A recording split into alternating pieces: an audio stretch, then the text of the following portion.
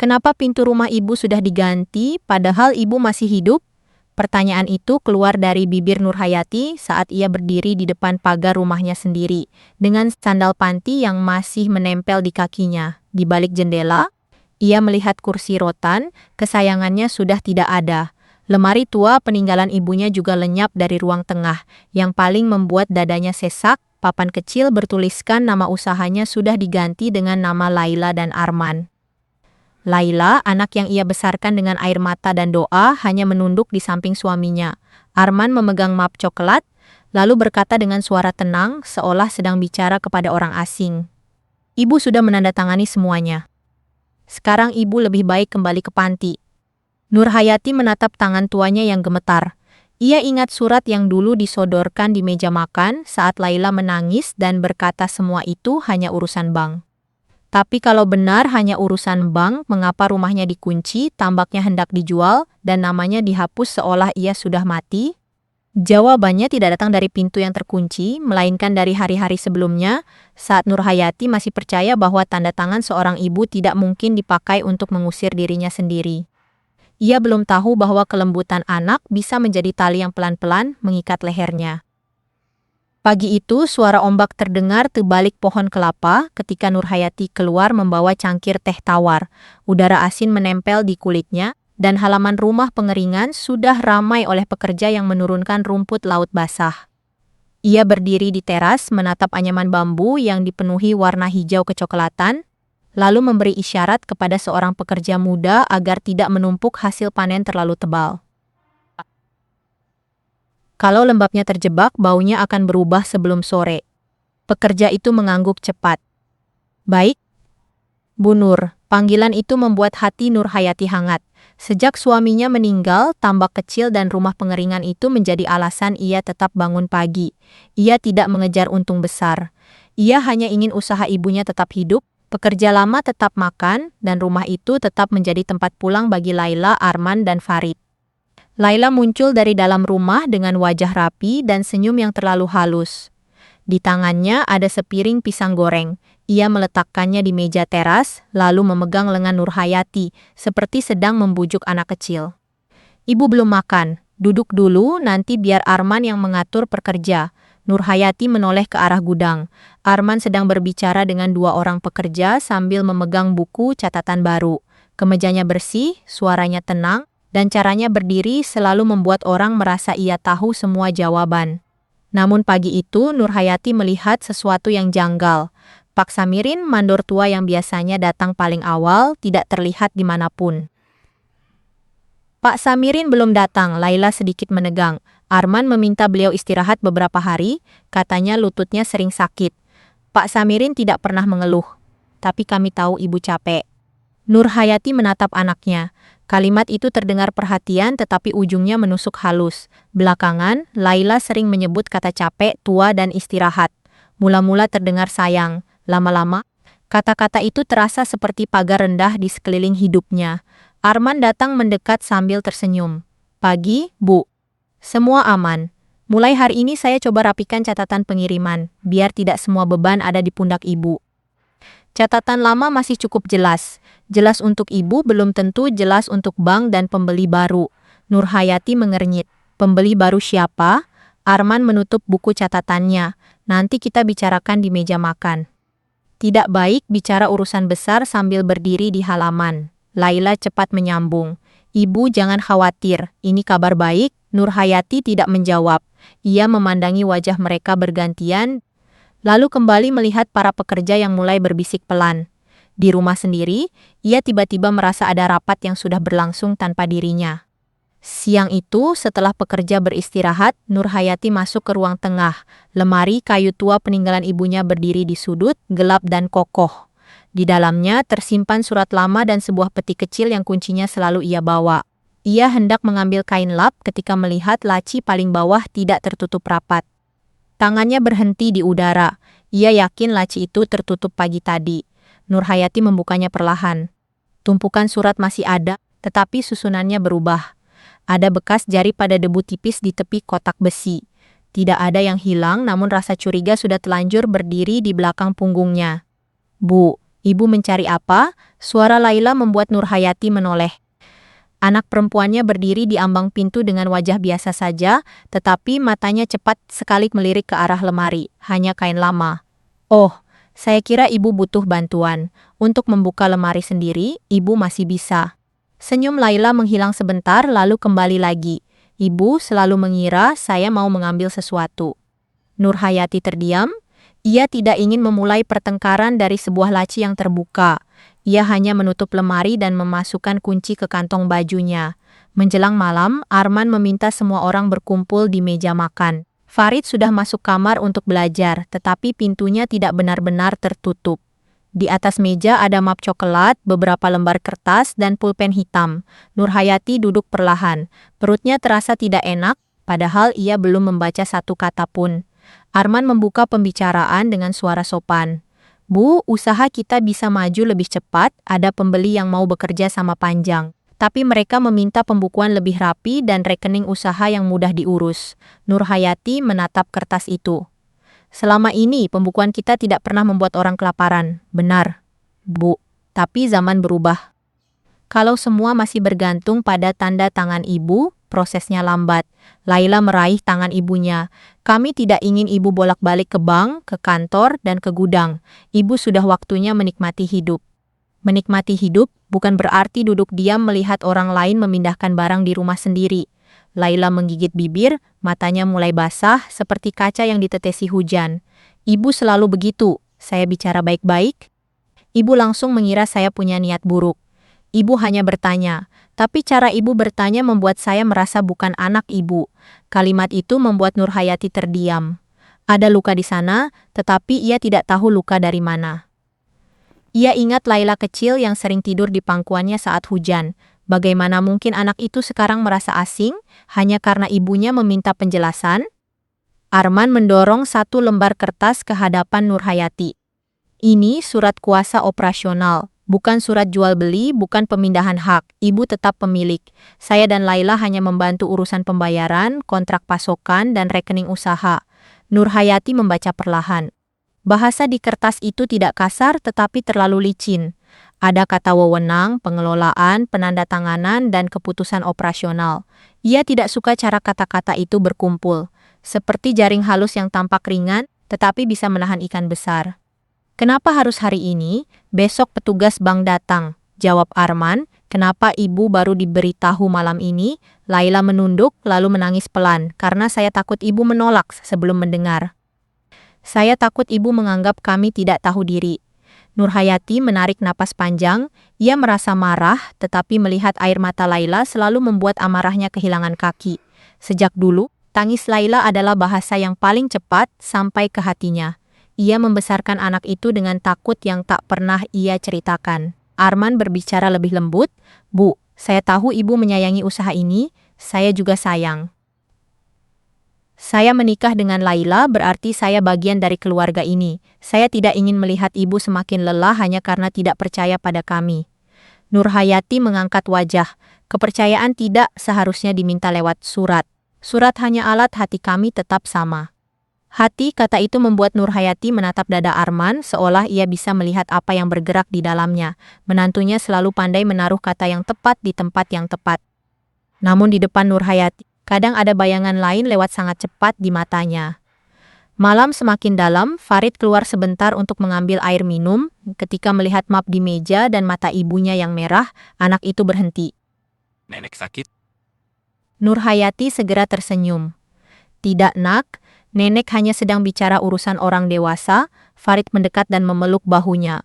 Kalau nenek capek, nanti Farid yang bantu jemur rumput laut. Ucapan sederhana itu menembus pertahanan Nurhayati. Ia mengusap rambut cucunya dan merasa seluruh dunia yang ia jaga selama ini ada dalam pelukan kecil itu. Laila melihat mereka, lalu tangisnya pecah lebih keras. Ibu lihat sendiri. Semua ini untuk Farid juga. Kalau usaha tidak berkembang, bagaimana masa depannya? Nurhayati menutup mata. Farid kembali ke kamar setelah disuruh Laila. Di meja, dokumen itu tetap menunggu. Pulpen hitam tergeletak seperti benda kecil yang bisa mengubah nasib rumah. Berikan waktu sampai besok, kata Nurhayati akhirnya. Arman saling pandang dengan Laila. Wajahnya tetap tenang, tetapi jemarinya mengetuk meja sekali. Tentu, Bu, tapi petugas datang pagi. Kalau Ibu belum siap, mereka bisa menganggap kita tidak serius. Biarkan mereka menganggap begitu. Laila mengangkat wajah dengan panik. Ibu, jangan begitu. Ini kesempatan. Saya sudah malu berkali-kali karena kita selalu dianggap usaha kampung yang tidak bisa maju. Nurhayati menatap anaknya. Kata malu itu membuatnya sakit. Ia tahu Laila tidak suka bau asin yang menempel pada pakaian. Nurhayati pura-pura tidak tahu, karena seorang ibu sering menyimpan pengetahuannya agar anak Hong merasa dihakimi. Kalau kau malu pada rumah ini, kenapa ingin mengurusnya? Laila memucat. Saya tidak malu pada rumah. Saya malu karena ibu tidak mau berubah. Arman segera menyentuh bahu istrinya. Sudah, jangan bicara saat emosi. Nurhayati bangkit, ia tidak marah lagi. Ia hanya lelah dan kelelahan itu berbeda dari lelah tubuh. Ini lelah karena merasa cinta yang ia berikan bertahun-tahun sedang dihitung ulang di depannya. Ibu tidur dulu. Di kamar, Nurhayati tidak menyalakan lampu besar. Ia duduk di tepi ranjang dan mendengarkan suara dari ruang tengah. Laila masih menangis kecil. Arman berbicara rendah, beberapa kata sampai ke telinganya. Jangan mundur sekarang, Nurhayati memejamkan mata. Kalimat itu tidak keras, tetapi cukup untuk membuat dadanya dingin. Jangan mundur dari apa? Dari membantu usaha, dari membujuk ibunya, atau dari rencana yang sudah lebih jauh daripada yang ia tahu? Pagi berikutnya, Pak Samirin akhirnya muncul di tepi halaman. Topinya basah oleh embun, langkahnya pelan, tetapi matanya masih setajam dulu. Nurhayati menemuinya sebelum Arman melihat. Kau benar sakit? Pak Samirin menggeleng pelan. Lutut saya memang tua, Bu. Tapi bukan itu alasan saya tidak dipanggil. Lalu apa? Ia menatap rumah, lalu merendahkan suara. Saya diminta tidak mencampuri catatan lama. Katanya cara lama membuat usaha sulit maju. Nurhayati merasa dadanya berdenyut. Catatan lama apa yang mereka tanyakan? Batas tanah, asal tambak, dan surat dari ibu-ibu dulu. Seketika Nurhayati menoleh ke lemari di dalam rumah. Walau lemari itu tidak terlihat dari halaman, ia ingin bertanya lebih jauh, tetapi suara Arman memotong dari belakang. Pak Samirin, pekerja di belakang menunggu. Ibu jangan dibuat pusing pagi-pagi. Pak Samirin menunduk dan pergi. Nurhayati menatap Arman tanpa berkedip. Sejak kapan bicara dengan Pak Samirin membuat ibu pusing? Arman tersenyum. Bukan begitu, Bu. Saya hanya ingin hari ini berjalan lancar. Tidak lama kemudian petugas bank datang. Laila sudah mengganti pakaian, wajahnya dipoles tipis, dan teh manis disiapkan di meja. Semua tampak seperti pertemuan keluarga yang baik. Hanya Nurhayati yang merasa seperti duduk di tengah arus sungai yang diam-diam menarik kakinya. Petugas bank menjelaskan bahwa surat itu mempermudah pengelolaan rekening usaha. Arman menambahkan beberapa keterangan. Laila sesekali mengangguk. Nurhayati bertanya tentang batas wewenang, tetapi jawabannya selalu kembali pada kalimat yang sama. Semua demi kelancaran, semua demi keluarga, semua demi masa depan. Nurhayati memegang pulpen, lalu meletakkannya lagi. Ibu ingin membaca sendiri sekali lagi. Laila langsung menutup wajah dengan kedua tangan. Ibu masih tidak percaya. Laila, ibu hanya ingin memastikan. Tidak. Ibu memang tidak percaya. Kalau saya anak yang ibu lahirkan sendiri, mungkin ibu tidak akan seperti ini. Ruangan menjadi sunyi. Arman menunduk seolah kalimat itu membuatnya sedih, tetapi Nurhayati melihat matanya bergerak cepat ke wajah petugas bank.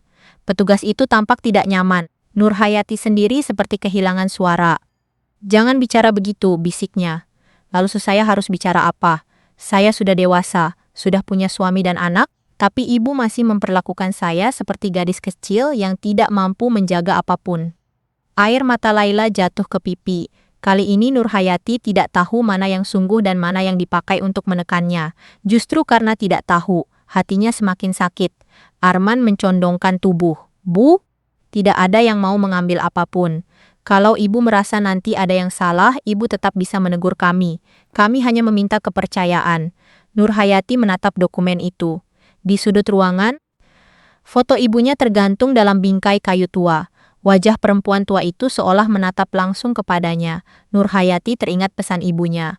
Tanah dan usaha ini bukan untuk membuat orang kaya, tetapi untuk menjaga keluarga tetap punya tempat berpijak. Namun keluarga yang ia jaga kini duduk di depannya meminta ia percaya. Jika ia menolak, Laila akan merasa ditolak. Jika ia menerima, ia takut ada sesuatu yang hilang.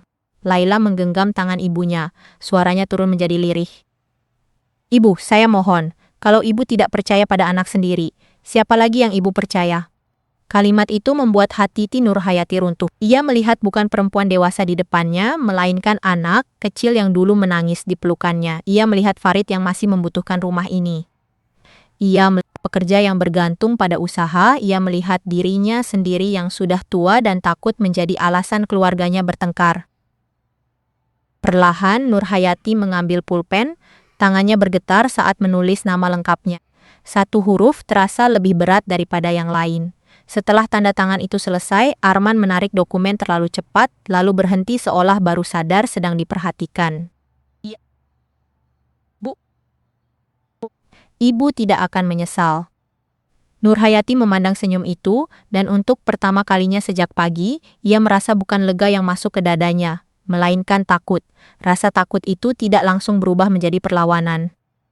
Ia tinggal di dada Nurhayati seperti bara kecil, menyala setiap kali Arman membawa map coklat itu ke ruang kerja kecil dan menguncinya dari dalam. Setelah hari penandatanganan, rumah tampak biasa, tetapi Nurhayati tahu sesuatu sudah bergeser. Pekerja masih datang saat langit memutih.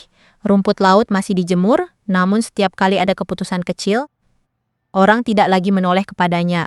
Seorang pekerja muda pernah mendekat membawa karung basah. Ia baru membuka mulut, tetapi Arman segera memanggil dari belakang. Langsung tanya saya saja, ibu sedang istirahat. Pekerja itu menunduk seolah meminta maaf. Nurhayati hanya mengangguk. Ia tidak ingin ribut di halaman tetapi dadanya terasa dingin. Laila juga berubah. Ia makin sering meminta ibunya duduk di teras. Kalau Nurhayati berjalan ke gudang, Laila menyusul. Kalau ia membuka buku catatan lama, Arman datang membandingkan data. Kalau ia bertanya pembayaran pekerja, jawabannya sama. Sudah kami urus, Bu. Awalnya Nurhayati mencoba percaya. Namun ketika uang hasil penjualan tidak lagi diserahkan ke laci besi kecil di lemari, ia merasa bukan sedang melepaskan, melainkan sedang dilepas. Saat ia meminta melihat catatan rekening, Arman hanya tersenyum dan berkata akan mencetaknya nanti agar ia tidak pusing. Malam itu, setelah rumah sunyi, Nurhayati membuka lemari tua. Ia menulis bahwa pembayaran tidak lagi melewati tangannya, pekerja dilarang bertanya kepadanya, dan nama Arman semakin sering muncul dalam urusan yang dulu selalu ia putuskan sendiri. Ketika hendak menyimpan catatan itu, pintu kamarnya diketuk pelan. Ibu belum tidur, suara Laila terdengar lembut. Belum. Laila masuk membawa segelas susu hangat. Wajahnya tampak letih, tetapi matanya mencari sesuatu di sekitar kamar. Ibu menulis apa? Doa. Laila tersenyum kecil. Saya khawatir ibu terlalu banyak pikiran. Besok saya mau ajak ibu periksa kesehatan. Periksa apa? Biasa saja. Tekanan darah, gula darah, sendi. Ibu sering kelihatan lelah. Ibu lelah karena terlalu banyak hal disembunyikan dari ibu. Wajah Laila berubah. Ia duduk di tepi ranjang dan menggenggam tangan Nurhayati. Bu, jangan selalu berpikir kami jahat. Saya anak ibu. Saya tidak mungkin mencelakai ibu. Nurhayati memandangi tangan itu. Dulu tangan itu kecil dan sering menggenggam ujung bajunya saat takut petir. Sekarang tangan yang sama menggenggamnya dengan kekuatan yang tidak lagi polos. Ibu ingin percaya. Kalau begitu, ikut besok. Setelah diperiksa, ibu bisa lebih tenang. Arman juga sudah mengatur semuanya. Nama Arman membuat Nurhayati memalingkan wajah ke jendela. Di luar, gudang belakang menyala lebih lama dari biasanya. Ada bayangan Arman bergerak di dalamnya, seperti orang yang sedang memindahkan barang. Kenapa Arman yang mengatur kesehatan ibu? Karena dia peduli. Nurhayati ingin bertanya, apakah peduli selalu datang bersama map, kunci, dan keputusan yang sudah dibuat. Namun ia hanya menarik tangannya pelan. Baik. Ibu ikut. Laila tampak lega terlalu cepat. Keesokan paginya mobil sudah siap sebelum matahari tinggi. Laila membawa tas kain berisi pakaian Nurhayati. Saat melihatnya, Nurhayati berhenti di ambang pintu. Untuk apa baju sebanyak itu? Untuk jaga-jaga, siapa tahu pemeriksaannya lama. Pemeriksaan kesehatan tidak perlu membawa kain sarung, baju tidur, dan sandal rumah. Arman yang berdiri di dekat mobil segera mendekat. Bu, jangan tegang pagi-pagi. Kami hanya ingin ibu nyaman. Farid berlari dari ruang tengah dan memeluk pinggang Nurhayati. Nenek jangan lama-lama ya, nenek hanya periksa sebentar. Farid menatap Laila dengan bingung. Tapi ibu bilang nenek mungkin istirahat di tempat yang tenang beberapa hari. Udara di halaman mendadak beku. Nurhayati menatap Laila. Putrinya memalingkan wajah, sementara Arman membuka pintu mobil lebih lebar. Kita bicarakan di jalan, Bu. Tidak, bicarakan sekarang. Laila menelan ludah. Bu, tempat itu bukan tempat buruk. Ibu bisa istirahat tanpa memikirkan gudang, tambak, dan pekerja. Kalian mau membawa ibu ke panti? Bukan begitu, hanya beberapa hari sampai kesehatan ibu stabil. Di rumah ibu selalu ingin turun ke tambak. Kami takut ibu jatuh. Ibu tidak jatuh. Ibu bisa jatuh kapan saja. Kata-kata itu terdengar seperti vonis. Nurhayati menatap Arman. Kau juga setuju? Arman menunduk sedikit. Saya hanya mengikuti keputusan terbaik untuk keluarga. Keputusan siapa? Tidak ada yang menjawab. Farid memeluk Nurhayati lebih erat, tetapi Laila menarik anak itu perlahan. Farid harus sekolah. Nenek tidak mau pergi? Tanya Farid dengan suara kecil. Nurhayati menatap wajah cucunya. Jika ia menolak keras, Farid akan menyaksikan pertengkaran yang mungkin tidak bisa ia lupakan. Jika ia ikut, hatinya berkata ada pintu yang sulit dibuka kembali. Di antara dua luka itu, Nurhayati memilih luka yang tidak melukai anak kecil di depannya. Nenek pergi sebentar, jaga rumah ya. Laila menghela napas lega. Arman membantu Nurhayati masuk ke mobil. Sentuhan tangannya sopan, tetapi Nurhayati merasa seperti diantar bukan untuk dirawat melainkan dipindahkan. Sepanjang perjalanan, Laila bicara tentang makanan sehat, taman yang luas, dan perawat yang ramah. Arman menambahkan bahwa tempat itu bersih dan aman. Nurhayati mendengarkan tanpa menjawab. Mobil melewati jalan pesisir yang ia kenal, tetapi tidak berhenti di klinik manapun. Ketika mobil masuk ke halaman bangunan rendah dengan taman rapi dan papan nama lembaga perawatan lansia, Nurhayati tidak lagi bertanya. Pertanyaan sudah tidak berguna ketika jawaban berdiri jelas di depan mata. Seorang perempuan berwajah tenang menyambut mereka di depan pintu. Saya Dewi Laras, Ibu Nurhayati, selamat datang. Kami sudah diberi kabar oleh keluarga. Keluarga. Kata itu terasa pahit. Nurhayati menatap Laila. Beberapa hari, Laila mengangguk cepat. Iya, Bu. Hanya sampai ibu benar-benar tenang. Arman menyerahkan map kepada Dewi. Nurhayati melihat namanya sendiri tertulis di salah satu berkas. Tetapi ia tidak sempat membaca karena Arman menutupnya dengan telapak tangan. Dewi memperhatikan gerakan itu, lalu kembali profesional. Kami akan membantu ibu beristirahat dulu. Keluarga bisa mengurus administrasi di ruang depan. Nurhayati dibawa ke kamar kecil yang bersih. Ada ranjang sempit, lemari pakaian, kursi kayu, dan jendela menghadap taman. Kamar itu tidak buruk. Justru karena tidak buruk, hati Nurhayati semakin sakit. Yang menyakitkan adalah cara ia dibawa ke sana. Laila membantu menaruh pakaian di lemari. Ibu jangan sedih, saya akan sering datang. Kapan? Besok atau lusa. Setelah urusan gudang selesai. Gudang lebih penting daripada membawa ibu pulang, Laila berhenti. Matanya kembali berkaca-kaca, tetapi kali ini Nurhayati tidak lagi mudah runtuh. Bu, jangan membuat saya merasa bersalah terus. Ibu tidak membuatmu bersalah, ibu hanya bertanya kapan anak ibu menjemput ibu dari tempat yang tidak pernah ibu pilih. Arman muncul di pintu. Laila, kita harus pergi, ada janji. Janji dengan siapa? Pembeli pasokan. Di hari ibu kalian tinggalkan di sini? Arman menarik napas pelan. Kata tinggalkan terlalu berat, Bu. Kami menitipkan ibu untuk dirawat. Nurhayati tertawa kecil. Suaranya pecah. Barang dititipkan. Ibu bukan barang. Laila mencium tangan Nurhayati cepat-cepat. Saya pulang sebentar. Ibu jangan marah. Nurhayati tidak menjawab. Ia hanya memandang putrinya keluar bersama Arman. Pintu kamar tetap terbuka. Tetapi suara mobil yang meninggalkan halaman terdengar seperti bunyi kunci besar yang diputar dari luar. Hari pertama di panti berjalan lambat. Dewi datang membawa air hangat dan bertanya apakah Nurhayati ingin makan. Nurhayati menggeleng, perutnya kosong, tetapi lebih kosong lagi bagian dadanya. Ibu boleh memanggil saya kapan saja, kata Dewi. Kalau saya ingin pulang, Dewi tidak langsung menjawab. Kami perlu bicara dengan keluarga ibu dulu. keluarga yang membawa saya tanpa mengatakan tujuan sebenarnya. Dewi menahan napas. Wajahnya tidak berubah banyak, tetapi Nurhayati melihat kecurigaan baru tumbuh di matanya.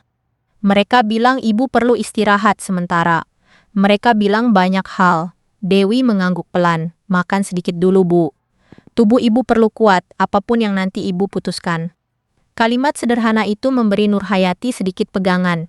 Ia menerima bubur hangat walau hanya beberapa sendok. Malamnya ia tidak bisa tidur, suara kamar lain, batuk pelan, roda kursi dorong, dan azan dari kejauhan bercampur menjadi kesepian panjang. Ia membayangkan rumahnya. Apakah pintu depan sudah dikunci? Apakah lemari ibunya aman? Apakah Farid bertanya mencarinya sebelum tidur? Keesokan paginya, Laila tidak datang. Siang berlalu, tidak ada kabar. Nurhayati meminta ponselnya. Petugas berkata ponsel itu ada di kantor karena keluarga menitipkan agar ia tidak terlalu lelah menerima banyak panggilan. Wajah Nurhayati terasa panas. Ponsel saya milik saya. Dewi datang lalu mengajak Nurhayati ke ruang kecil dekat kantor. Di atas meja ponsel Nurhayati ada di dalam kantong bening bersama dompet fafak kunci rumahnya. Kenapa barang saya disimpan? Dewi membuka catatan administrasi. Wajahnya berubah sedikit ketika membaca satu halaman. Di formulir tertulis keluarga meminta barang pribadi ibu diamankan sementara karena ibu mudah lupa dan sering gelisah. Nurhayati berdiri kaku. Saya tidak mudah lupa. Saya percaya ibu sadar penuh, jawab Dewi pelan. Kalau begitu berikan ponsel saya. Dewi menyerahkan ponsel itu. Saya izinkan ibu menelepon di sini, tapi saya harus mencatatnya. Nurhayati menekan nomor Laila. Panggilan pertama tidak dijawab, panggilan kedua ditolak. Panggilan ketiga akhirnya tersambung. Laila. Di seberang sana terdengar suara mesin dan orang berbicara. Laila menjawab dengan napas tergesa. Ibu kenapa? Saya sedang sibuk. Kau bilang datang hari ini. Saya tidak sempat, banyak urusan. Ibu mau pulang, hening sebentar. Lalu suara Laila berubah lebih rendah. Bu, jangan mulai lagi. Ibu baru sehari di sana. Ibu tidak sakit. Ibu tidak minta tinggal di sini. Justru karena ibu selalu merasa tidak apa-apa, kami jadi sulit menjaga ibu. Kau menjaga ibu atau menjauhkan ibu. Ibu istirahat saja di sana. Rumah sudah terlalu berat untuk ibu urus. Kalimat itu jatuh ke dada Nurhayati seperti batu. Ia tidak langsung menangis. Ia hanya memegang ponsel lebih kuat. Laila, rumah itu tidak pernah berat selama ibu yang memikulnya.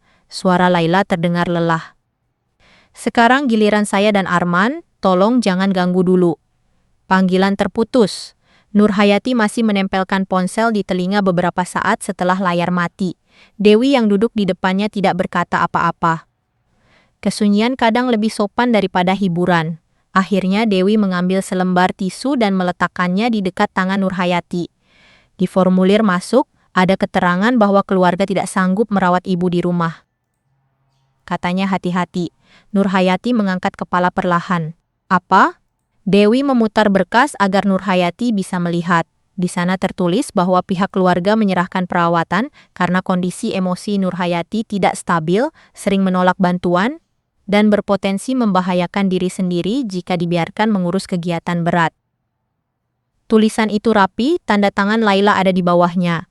Nurhayati membaca sampai akhir. Setiap kata terasa seperti tangan anaknya sendiri yang mendorongnya menjauh. Ia ingin marah, tetapi yang lebih dulu keluar adalah rasa malu. Malu karena orang asing harus membaca bahwa keluarganya tidak sanggup merawatnya. Malu karena ia masih sehat, tetapi sudah dicatat seolah menjadi beban. Saya tidak pernah membahayakan diri sendiri. Dewi menutup berkas pelan. Saya akan mencatat bahwa ibu mampu bicara jelas dan memahami keadaan. Bagaimana tidak panik kalau anak saya menulis saya seperti orang yang tidak waras? Dewi menatapnya dengan lembut. Saya tidak melihat ibu seperti itu. Kalimat itu membuat mata Nurhayati panas. Kadang pengakuan dari orang asing justru terasa lebih manusiawi daripada janji keluarga sendiri. Hari-hari berikutnya, Laila tetap tidak datang. Arman tidak pernah menelepon.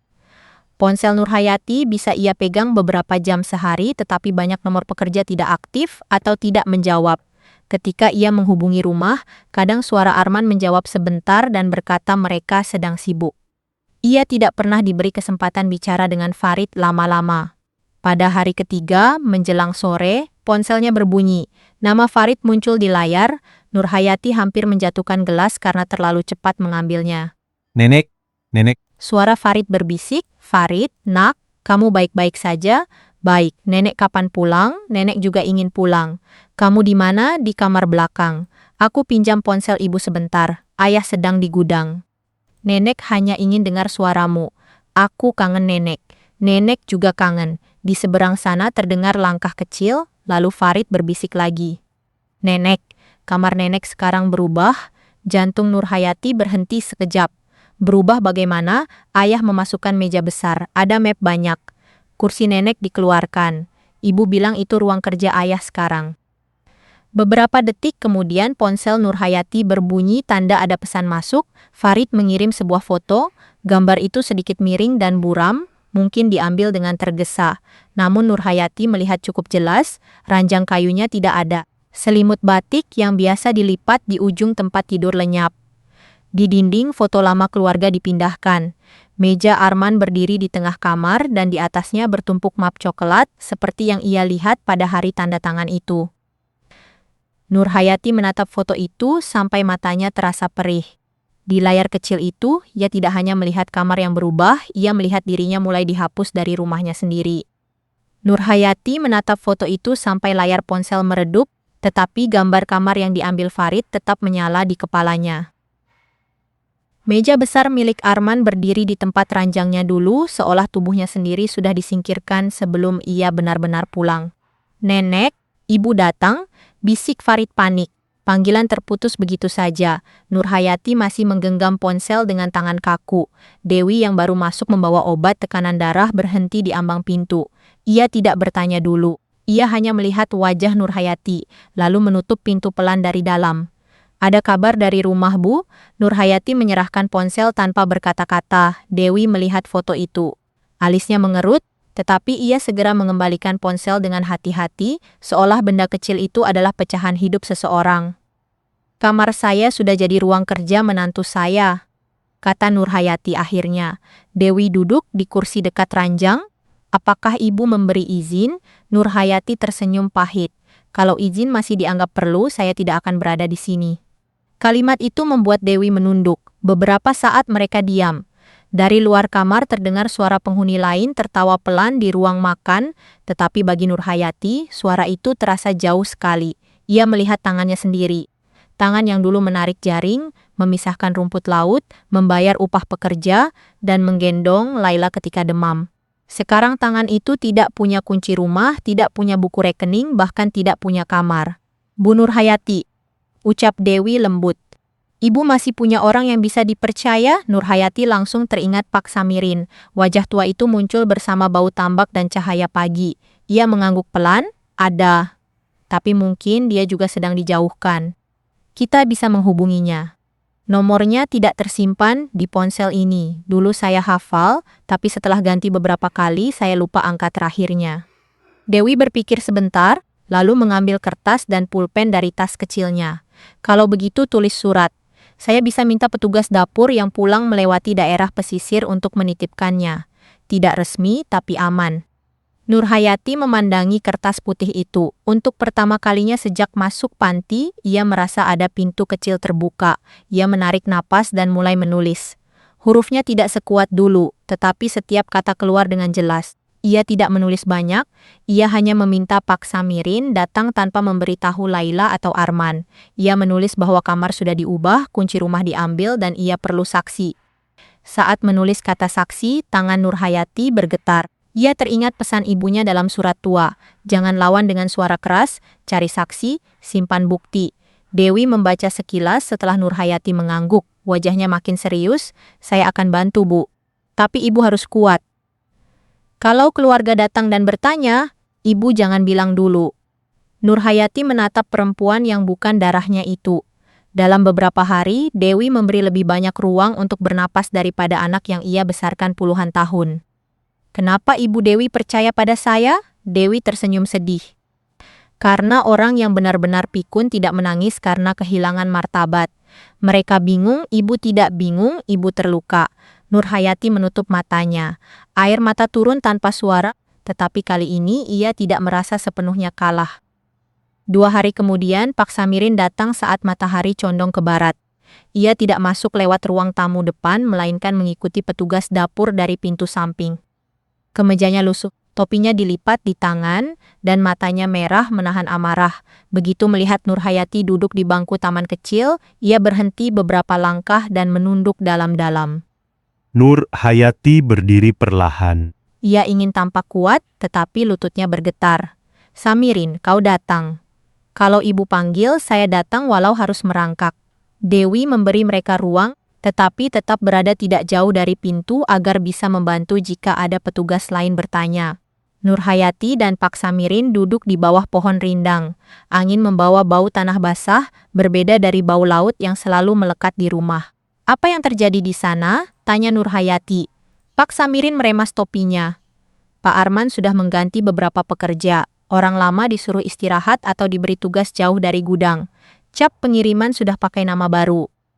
Ada juga orang luar yang datang mengukur bagian tanah dekat rumah pengeringan. Nurhayati merasa napasnya tertahan, mengukur. Iya, Bu. Mereka membawa meteran panjang dan foto lokasi. Katanya hanya untuk rencana perbaikan. Tapi saya pernah melihat cara orang mau membeli tanah. Mereka melihat batas, jalan masuk, dan sisi yang paling mudah dibongkar.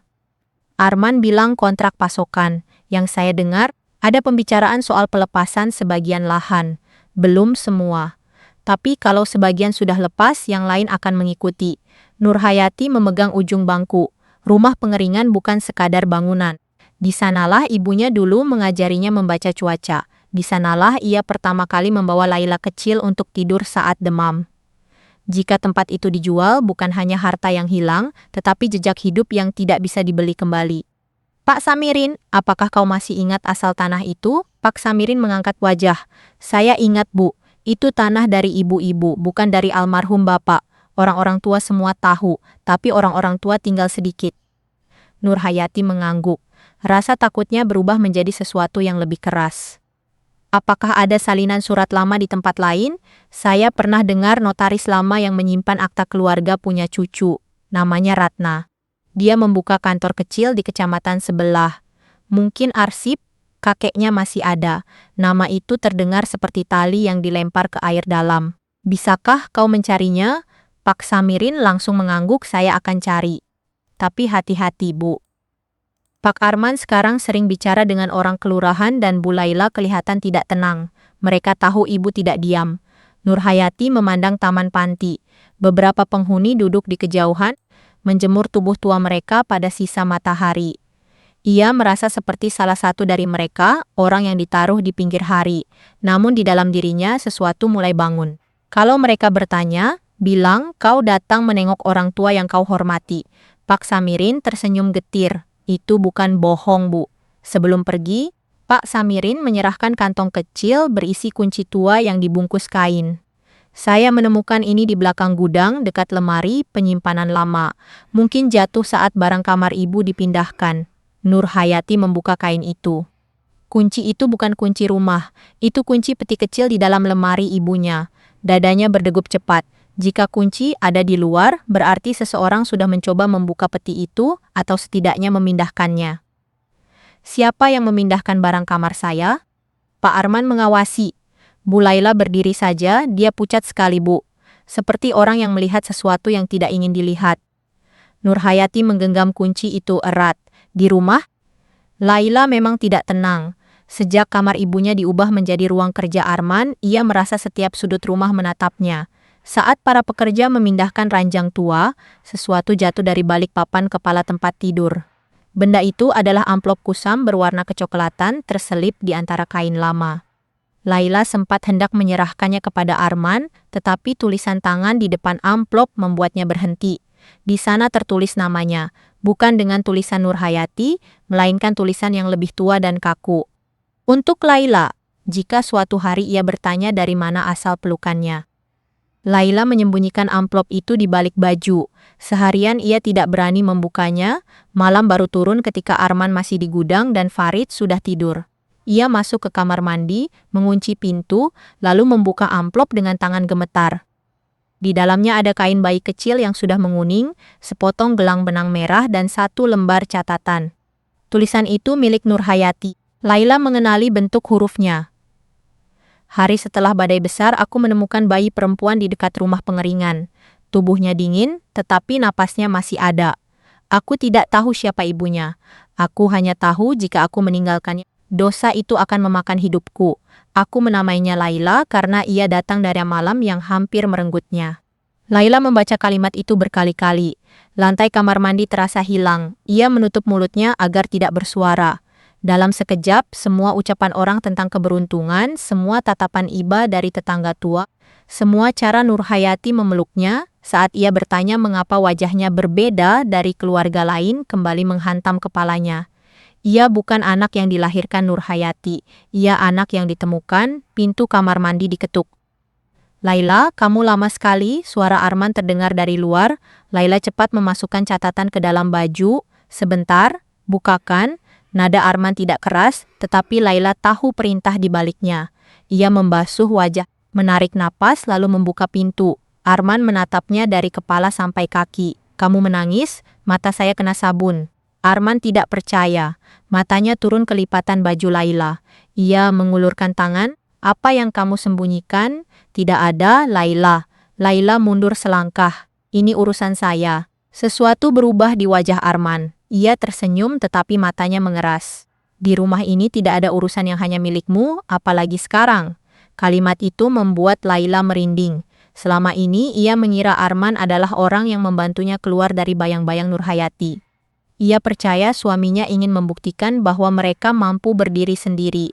Namun malam itu, untuk pertama kalinya, ia merasa Arman bukan hanya menginginkan usaha.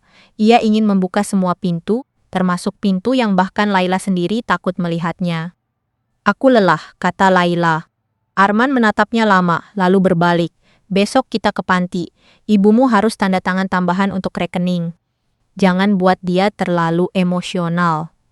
Laila menggenggam catatan di balik bajunya sampai kertas itu hampir remuk. Kata ibumu yang diucapkan Arman terdengar mengejek atau mungkin telinganya sendiri yang sudah retak. Keesokan paginya, Dewi memberitahu Nurhayati bahwa ada seorang tamu perempuan ingin bertemu. Nurhayati mengira itu Ratna, tetapi yang berdiri di ruang kunjung adalah Laila. Wajah putrinya pucat, rambutnya rapi, tetapi matanya sembab. Ia tidak membawa makanan, tidak membawa senyum, tidak membawa alasan yang biasa ia siapkan. Nurhayati langsung berdiri. Farid baik-baik saja? Farid baik. Lalu kenapa wajahmu begitu? Laila menutup pintu ruang kunjung. Tangannya gemetar saat mengeluarkan amplop kusam dari tas. Ini apa, Bu? Nurhayati melihat amplop itu dan seluruh darah di tubuhnya terasa berhenti. Ia mengenali kain, warna, dan tulisan lama di bagian depan. Rahasia yang ia simpan bertahun-tahun kini berada di tangan orang yang paling ia takut lukai. Dari mana kau dapat itu? Jangan jawab dengan pertanyaan, jawab saya. Ini apa? Nurhayati tidak langsung duduk. Ia merasa jika duduk, tubuhnya akan runtuh. Laila, dengarkan ibu dulu. Berarti benar? Nurhayati memejamkan mata. Benar bahwa ibu menemukanmu saat kau masih bayi. Laila tertawa pelan, tetapi tawa itu pecah. Menemukan saya. Jadi saya bukan anak ibu. Kau anak ibu bukan. Jangan pakai kata itu sekarang. Laila, semua orang tahu? Tidak semua. Tetangga tua tahu, Pak Samirin tahu, nenek dulu tahu, Arman tahu. Nurhayati menatap lantai. Ia tidak tahu apa yang sudah diketahui Arman dan itu membuatnya lebih takut. Ibu tidak pernah membuka itu menyakitimu. Tapi ibu menyimpannya untuk menguasai saya. Nurhayati terkejut. Menguasai? Iya. Selama ini ibu membuat saya merasa harus berterima kasih. Saya harus patuh, harus pulang, harus menjaga usaha. Karena ibu sudah menyelamatkan saya. Padahal saya bahkan tidak tahu apa yang harus saya balas.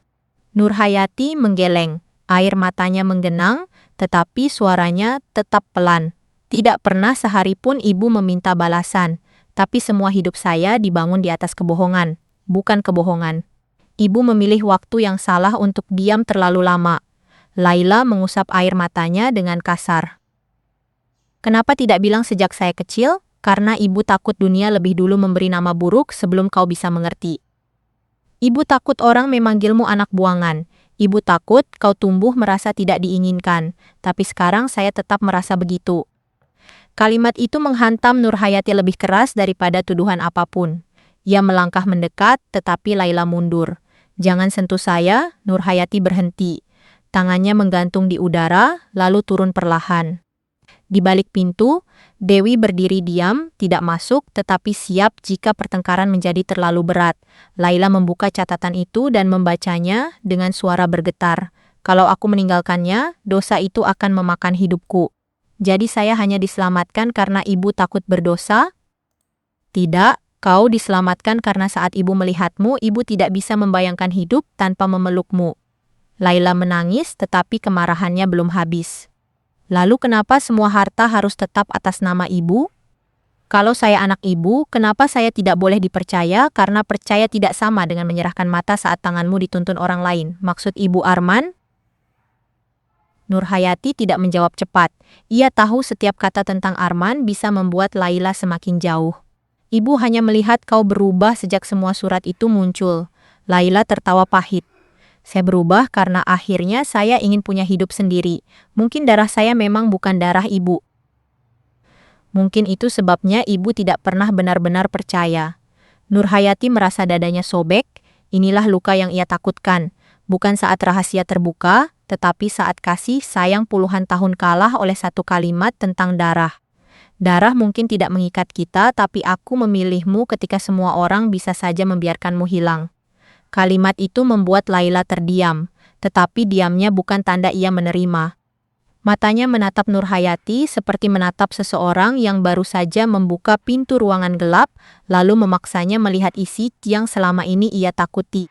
Ia ingin membenci perempuan tua itu. Ia ingin mengatakan bahwa kasih sayang tidak bisa menghapus kebohongan. Ia ingin menjerit bahwa hidupnya sudah dirampas sejak awal. Namun, suara Nurhayati yang pecah membuat semua tuduhan itu tersangkut di tenggorokan. Di depan matanya bukan musuh, melainkan ibu yang pernah menunggu di depan sekolah saat hujan, ibu yang menggosok punggungnya ketika ia muntah, ibu yang selalu menyisihkan bagian ikan paling lembut untuknya. Laila menggenggam amplop itu sampai ujungnya terlipat. Kalau ibu memilih saya, kenapa saya baru tahu sekarang? Nurhayati menarik napas dengan susah payah. Karena ibu takut kehilanganmu sebelum kau cukup kuat memahami. Dan sekarang ibu pikir saya kuat? Tidak. Tapi rahasia itu sudah keluar dari tangan ibu. Laila tertawa tanpa gembira.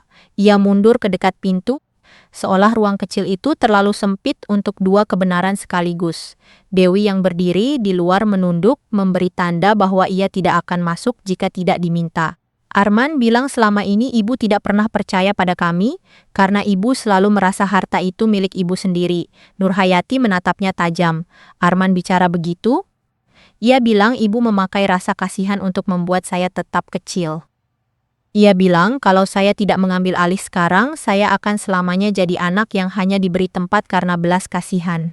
Tubuh Nurhayati terasa dingin. Bukan karena Laila mengulang kalimat itu, tetapi karena ia mulai melihat tangan Arman di balik luka anaknya. Luka yang selama ini ia kira hanya rasa malu, ternyata sedang dipelintir menjadi pisau. Laila, dengarkan ibu. Jangan biarkan siapapun memakai asal-usulmu untuk membuatmu membenci rumah yang pernah melindungimu. Rumah itu sekarang bukan rumah saya juga, Bu. Kalau saya bukan darah ibu, apa yang saya punya di sana? Kau punya cinta ibu. Cinta tidak cukup untuk hidup. Jawaban itu keluar cepat, kasar, dan langsung membuat Laila sendiri tampak tersentak. Namun ia tidak menariknya kembali.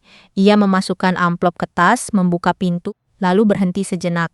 Saya datang bukan untuk minta pelukan. Saya datang untuk memastikan apakah hidup saya memang dibangun dari rahasia.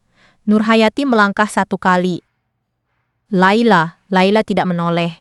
Jangan minta saya memanggil ibu dulu. Hari ini saya tidak tahu harus memanggil ibu apa. Pintu tertutup pelan tetapi suaranya menghantam dada Nurhayati seperti bantingan keras. Ia berdiri lama di ruang kunjung.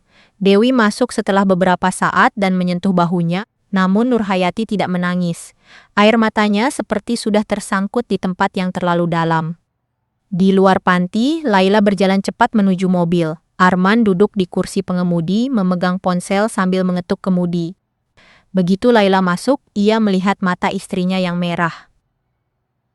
Dia mengaku. Laila menoleh perlahan. Kau sudah tahu? Arman tidak langsung menjawab. Ia menyalakan mesin tetapi mobil belum bergerak. Aku menduga. Dari mana? Dari surat tua, dari cara orang tua ditambak memandangmu, dari cara ibumu selalu menyimpan lemari itu seperti menyimpan nyawa. Ibuku?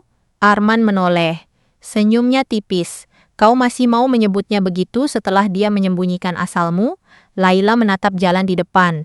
Tangannya gemetar di pangkuan. Dia membesarkan saya. Dia juga membiarkanmu hidup puluhan tahun tanpa tahu siapa dirimu. Dan kau tahu tapi tidak bilang. Aku tidak yakin. Baru sekarang semuanya jelas. Laila ingin percaya, tetapi ada bagian dari dirinya yang merasa Arman terlalu tenang. Ia baru saja kehilangan tanah di bawah kakinya, sementara suaminya seperti sudah lama menunggu tanah itu runtuh. Mobil bergerak meninggalkan halaman panti. Sepanjang jalan, Arman tidak banyak bicara. Ia membiarkan Laila tenggelam dalam pikiran, seperti nelayan yang membiarkan jaring turun sampai dasar sebelum menariknya perlahan. Ketika mereka sampai di rumah, para pekerja sudah pulang. Gudang belakang masih terbuka. Beberapa papan lama bersandar di dinding. Kamar Nurhayati yang kini menjadi ruang kerja Arman diterangi lampu putih. Di atas meja besar, map coklat tersusun rapi. Laila berdiri di ambang pintu dan memandang ruangan itu dengan rasa asing yang baru. Kenapa kamar ibu harus jadi ruang kerjamu? Arman melepas jam tangannya. Karena ruang itu paling aman untuk menyimpan dokumen. Kau tidak menjawab pertanyaanku. Arman menatapnya lama, lalu menarik kursi. Duduk. Ada hal yang harus kau dengar sebelum kau semakin bingung. Laila tetap berdiri. Aku sudah cukup bingung. Belum. Nada itu membuat tengkuk Laila meremang. Arman membuka laci meja, mengambil amplop putih yang tampak lebih baru daripada surat Nurhayati, lalu meletakkannya di hadapan Laila. Di dalamnya ada salinan catatan kelahiran, foto seorang perempuan muda yang tidak dikenal Laila, dan satu lembar kertas dengan nama almarhum suami Nurhayati tertulis di sana. Laila menatap kertas itu tanpa mengerti. Apa ini? Bukti bahwa aku bukan sekadar menantu di rumah ini. Laila mengangkat wajah. Maksudmu? Arman menarik napas. Untuk pertama kalinya, suaranya tidak lagi dibuat lembut. Ada sesuatu yang keras, tua, dan pahit di dalamnya. Ayah kandungku adalah suami Nurhayati. Laila mundur satu langkah. Kepalanya terasa berdengung. Jangan bercanda. Aku tidak pernah bercanda soal ini. Kau bilang ayahmu meninggal saat kau kecil. Yang membesarkanku meninggal saat aku kecil. Ayah kandungku hidup bersama Nurhayati, tidur di rumah ini, makan dari hasil usaha yang sekarang dia sebut amanah. Laila memegang sandaran kursi. Ruangan itu seakan berputar. Dalam satu hari, ia bukan hanya tahu bahwa ia anak temuan, tetapi juga bahwa suaminya masuk ke keluarganya membawa darah dari rahasia lain. Kau menikahiku karena ini? Arman diam terlalu lama. Pertanyaan itu sudah terjawab sebelum mulutnya bergerak.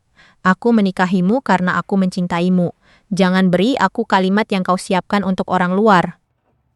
Mata Arman menyipit. Aku mencintaimu. Tapi aku juga tidak akan pura-pura bahwa pernikahan kita tidak membuka pintu yang selama ini tertutup untukku. Laila menutup mulutnya. Ia merasa ingin muntah. Jadi selama ini aku jalan masukmu? Kau, istriku. Aku jalan masukmu? Arman berdiri, suaranya meninggi sedikit. Kau pikir aku tidak punya luka? Kau pikir hanya kau yang berhak marah karena tidak tahu asalmu? Aku tumbuh dengan nama ayah yang tidak boleh kusebut. Ibuku menanggung malu. Sementara laki-laki itu dihormati di rumah ini. Nurhayati hidup sebagai istri sah, pemilik nama baik, penjaga usaha, seolah masa lalu tidak pernah menagih. Kalau itu benar, kenapa kau tidak datang sejak awal dan bicara? Kepada siapa? Kepada perempuan yang pasti akan menutup pintu? Kepada orang kampung yang akan bilang, aku anak luar yang datang meminta bagian. Laila memandang wajah suaminya. Untuk pertama kali, ia melihat bahwa ambisi Arman bukan hanya soal uang, ada dendam yang dipelihara lama, dibersihkan setiap hari, sampai tampak seperti alasan. Tambak itu milik Ibu Nur. Ibu Nur. Arman mengulang dengan suara tajam. Kau cepat sekali kembali memanggilnya ibu. Laila terdiam. Arman menunjuk dokumen di meja. Dengar baik-baik. Kalau suaminya ayahku, maka aku punya hak atas sejarah keluarga ini. Aku punya hak tahu apa yang disembunyikan, aku punya hak mendapat pengakuan.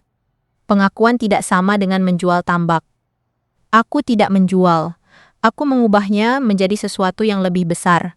Kau menyuruh orang mengukur tanah. Karena rumah pengeringan itu tua, lahan itu bisa dipakai untuk kerja sama. Kalau ada bagian yang harus dilepas demi modal besar, itu keputusan bisnis. Itu rumah hidup ibu. Itu juga rumah yang berdiri di atas kebohongan ayahku. Laila memejamkan mata. Ia tidak tahu kepada siapa harus marah. Kepada Nurhayati yang diam puluhan tahun. Kepada Arman yang menyembunyikan niatnya, kepada laki-laki mati yang meninggalkan rahasia. Atau kepada dirinya sendiri karena terlalu ingin hidup lebih tinggi sampai tidak melihat jurang di depan kaki. Malam itu mereka tidak tidur dalam kamar yang sama. Laila duduk di ruang tengah sampai menjelang subuh, memegang amplop bayi dan dokumen Arman bergantian. Setiap kertas terasa seperti pecahan kaca. Satu membuktikan ia pernah dibuang. Satu membuktikan suaminya datang bukan dengan tangan kosong, melainkan dengan dendam. Di panti, Nurhayati juga tidak tidur. Ia duduk dekat jendela, menatap lampu taman yang redup. Dewi datang membawa teh hangat. Bu Laila sudah pulang dengan selamat. Nurhayati mengangguk. Dia tahu sekarang apakah ibu menyesal. Nurhayati lama tidak menjawab. Ibu menyesal karena diam terlalu lama.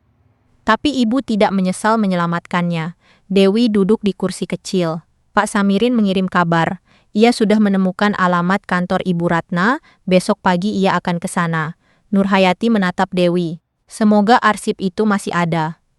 Kalau tidak ada, Nurhayati memegang ujung selendangnya. Maka ibu harus melawan dengan ingatan orang tua. Tapi ingatan orang tua sering dianggap angin. Dewi menatapnya dengan prihatin. Bukan kalau ditulis, Bu. Dewi mengambil buku catatan kecil dari tasnya dan menyerahkannya. Sampulnya sederhana tetapi bersih. Tulis semua yang ibu ingat, nama orang, hari, ucapan, barang yang dipindahkan. Bukan sebagai keluhan, sebagai jejak. Nurhayati menerima buku itu. Ia membuka halaman pertama. Tangan tuanya sempat ragu, lalu menulis nama ibunya dengan pelan. Setelah itu, ia menulis asal tambak, nama pekerja lama, pesan yang pernah ia dengar, dan semua perubahan sejak surat kuasa ditandatangani. Kata demi kata membuat rasa takutnya punya bentuk. Sementara itu, Pak Samirin berangkat pagi-pagi ke kecamatan sebelah. Ia naik kendaraan umum lalu berjalan melewati gang kecil, menuju kantor notaris yang tidak tertanda. Papan namanya sederhana. Di dalam, seorang perempuan muda berkerudung rapi sedang memeriksa berkas. Saya mencari Ibu Ratna Wulandari, kata Pak Samirin. Perempuan itu mengangkat wajah. Saya Ratna, ada yang bisa saya bantu?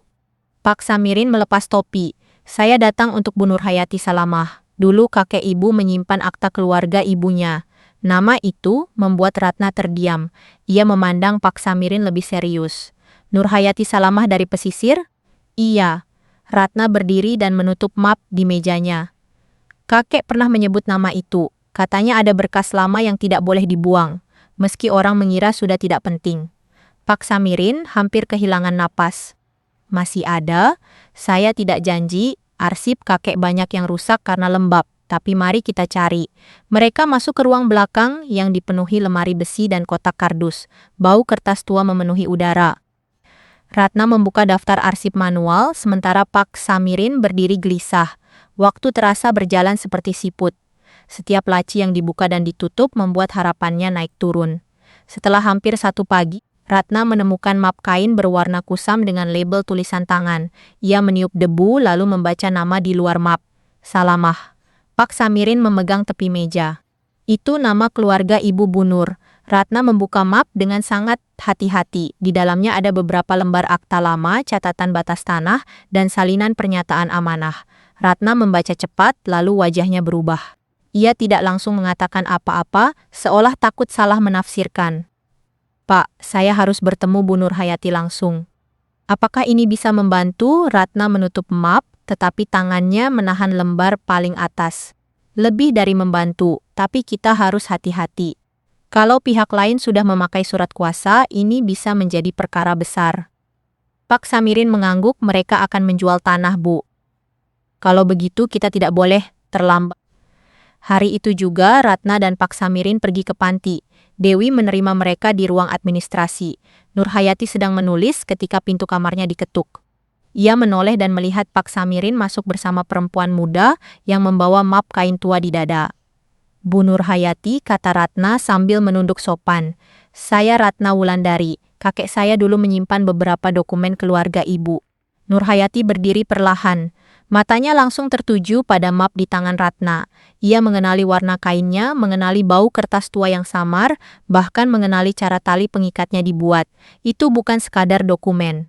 Itu adalah suara ibunya yang kembali dari masa lalu.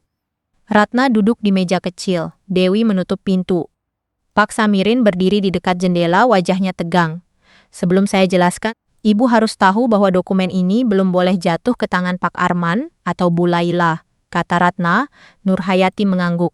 "Apa isinya?" Ratna membuka map perlahan. Akta asal tanah tambak dan rumah pengeringan. Ada juga pernyataan lama tentang amanah keluarga. Nama pemilik awalnya bukan almarhum suami ibu. Nurhayati merasakan matanya panas. "Nama siapa?" Ratna membalik lembar tua itu dan menunjuk baris yang ditulis dengan tinta yang sudah memudar.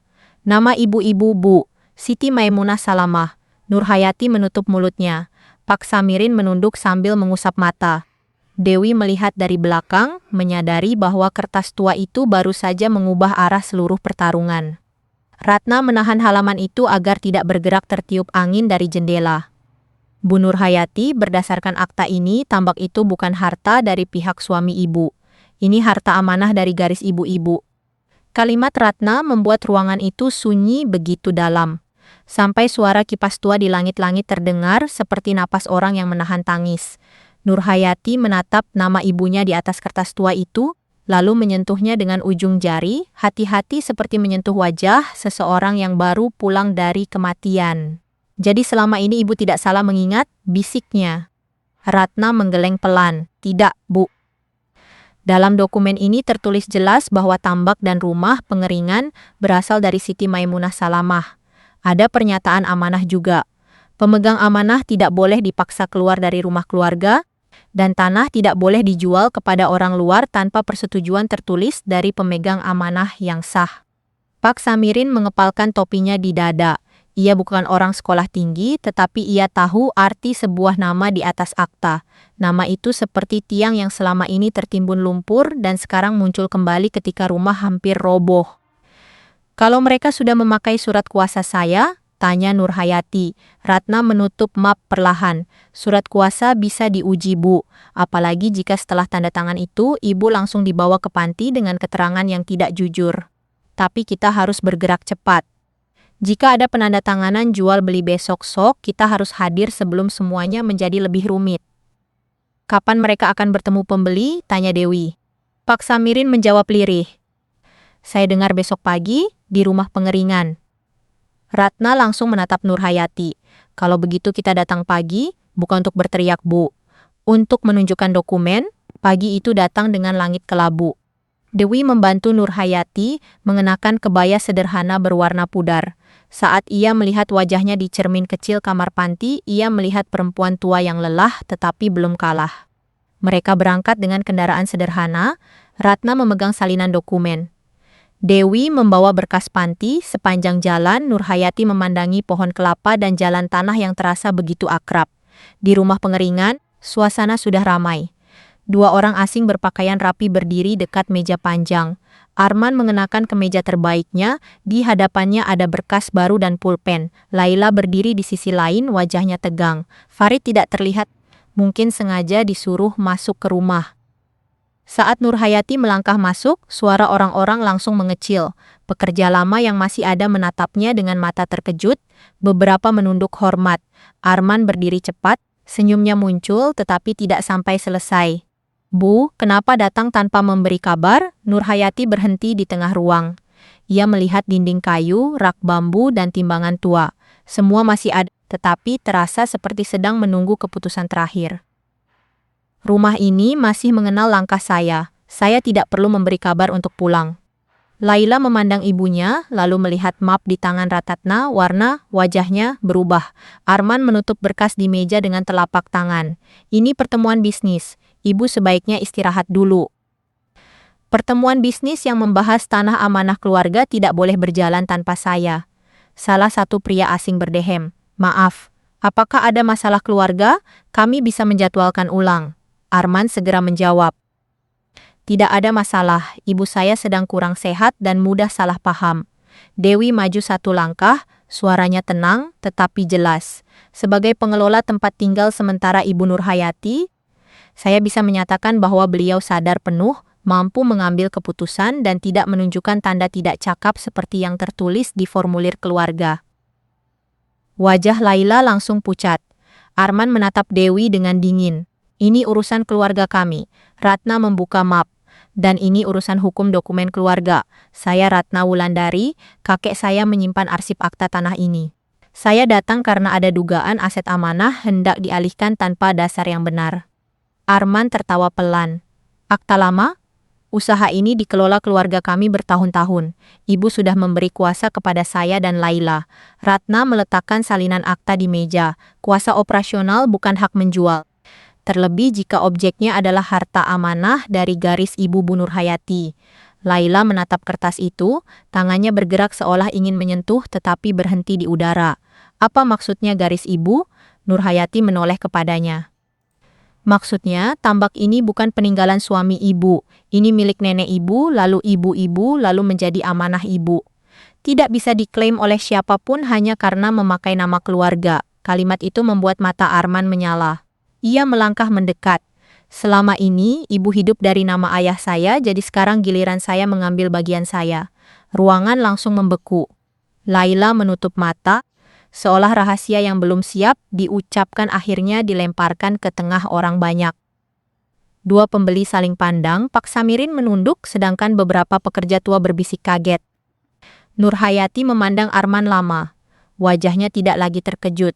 Luka itu sudah lama ia kenal, hanya kini bentuknya berdiri di hadapannya. Kalau kau datang sebagai anak yang ingin diakui, mungkin saya akan membuka pintu dengan cara lain, katanya pelan. Tapi kau datang lewat tangis istriku, lewat tanda tangan yang kau arahkan, lewat panti yang kau sebut perawatan, dan lewat kamar saya yang kau jadikan kantor. Arman mengepalkan rahang. Saya punya darah. Darah tidak memberimu hak atas amanah ibuku. Ratna menunjuk akta. Dokumen ini mendukung ucapan Bu Nurhayati. Nama almarhum suami beliau tidak tercatat sebagai pemilik asal. Jadi hubungan darah dengan pihak suami tidak memberi dasar kepemilikan atas tanah ini. Arman menyambar kertas itu, tetapi Pak Samirin menahan tangannya. Jangan sentuh sembarangan, lepaskan orang tua. Pak Samirin berdiri tegak, meski lututnya bergetar. Saya sudah tua, tapi saya masih ingat siapa yang menanam batas pertama di tambak ini. Bukan ayahmu, ibu dari Bu Nur. Laila menatap suaminya. Untuk pertama kalinya, ia melihat Arman bukan sebagai pelindung, melainkan sebagai orang yang berdiri di atas lukanya. Arman, kau tahu dokumen ini mungkin ada? Tanyanya. Arman menoleh tajam. Kita tidak sedang membahas itu. Kita membahas semuanya. Jangan lemah sekarang. Kata lemah membuat Laila tersentak. Di sana ia mendengar semua kendali yang selama ini dibungkus dengan cinta. Air matanya jatuh, tetapi kali ini bukan tangis untuk membujuk Nurhayati. Aku salah, Bu, bisik Laila. Arman menoleh marah. Laila menggigil, tetapi tetap menatap Nurhayati. Aku marah karena ibu menyembunyikan asas kaya. Aku takut kalau aku bukan darah ibu, aku tidak punya tempat. Lalu aku membiarkan dia meyakinkan aku bahwa tempat harus direbut, bukan dijaga. Nurhayati melangkah mendekat, tetapi berhenti sebelum menyentuh Laila. Kau tetap anak yang ibu pilih, tapi pilihan ibu tidak berarti kau boleh menghapus ibu. Laila menangis lebih keras. Saya tahu. Dua pembeli berdiri. Salah satu dari mereka berkata dengan gugup, kami tidak akan melanjutkan pembicaraan sebelum status tanah jelas. Arman membanting telapak tangannya ke meja. Tidak ada yang keluar sebelum ini selesai. Dewi segera memberi isyarat kepada salah satu pekerja untuk membuka pintu lebar-lebar. Ratna menatap Arman tanpa takut. Pertemuan ini selesai. Jika Bapak memaksa, semua yang hadir menjadi saksi. Arman memandang sekeliling.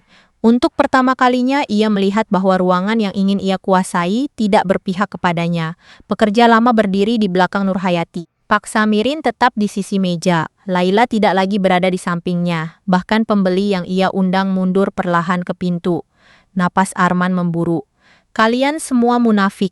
Bertahun-tahun saya hidup di luar nama keluarga ini. Ketika saya mengambil jalan sendiri, kalian menyebut saya serakah.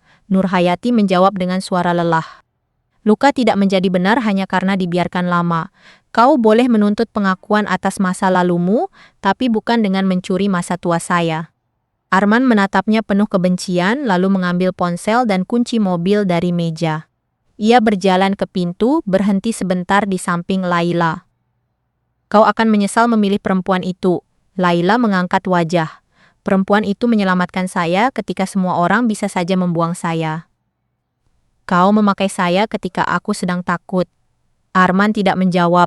Ia keluar dengan langkah keras. Beberapa saat kemudian, suara mobil meninggalkan halaman terdengar memudar di jalan pesisir. Keheningan setelah itu terasa asing. Tidak ada sorak kemenangan, tidak ada tepuk tangan. Hanya napas orang-orang yang baru saja melewati badai. Nurhayati duduk perlahan di kursi kayu dekat meja, kursi yang dulu dipakai ibunya. Tangannya masih memegang map kain. Farid muncul dari pintu rumah, wajahnya takut. Ia berlari ke arah Nurhayati dan memeluknya erat. Nurhayati memejamkan mata dan mengusap kepalanya.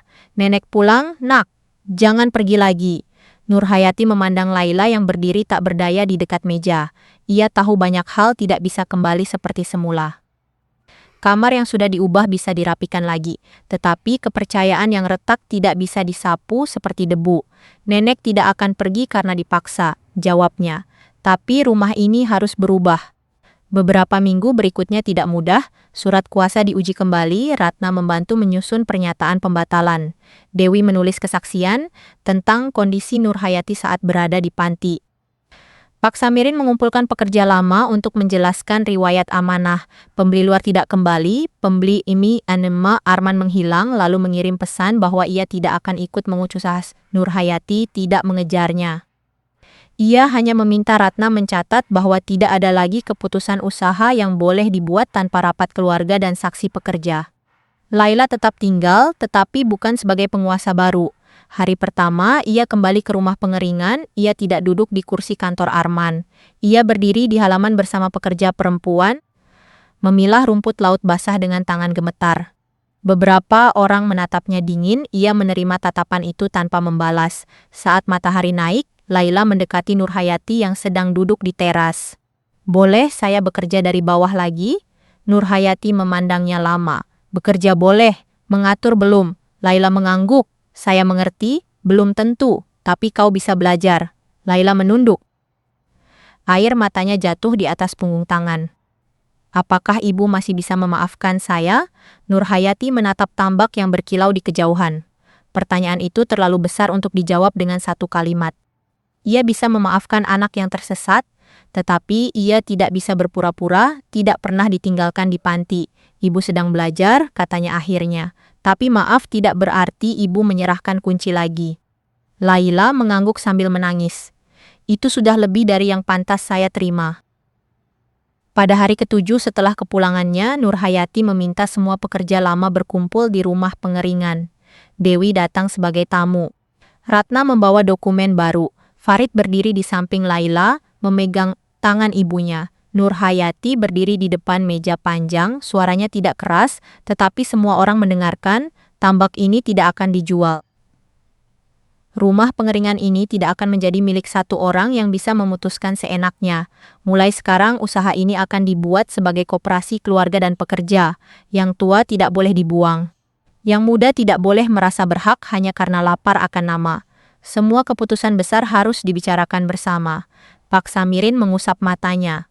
Dewi tersenyum kecil. Ratna mencatat dengan rapi. Laila mendekat, berlutut di depan Nurhayati, lalu mencium tangan ibu.